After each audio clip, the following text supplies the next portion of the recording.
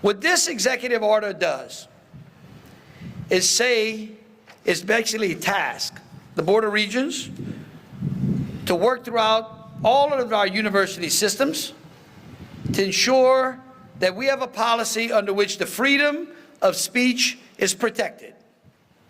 I didn't say the freedom of speech on one side or the other. The freedom of speech in general, where students should be able to freely engage in discussions and talk about the ideas and the things that they believe in. Because that is how we grow. That is how we are educated rather than indoctrinated. But unfortunately, what we've seen in college campuses around the country is where, again, as I said, one voice seems to be quieted while another seems to yell. We've seen instances under which individuals who have come to college campuses to give a particular viewpoint have been canceled. We've seen, unbelievably, we've seen even one of our Fifth Circuit judges was basically canceled because of what some believed his view was.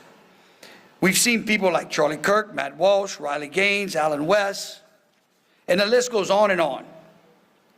And what we're doing here today, what this executive order does, is again serve as an official request to the Board of Regents that they are going to review and provide advice and recommendations on how to improve the freedom of expression of policies and the policies on post-secondary educational institutions just like LSU. And each one of the universities in this state, in collaboration with the Board of Regents, shall develop and adopt the policies on free expression that meet those requirements, so that there will be a clear line, so that the field that you want to occupy when it comes to the freedom of speech is crystal clear, and that the rules are not consistently changing.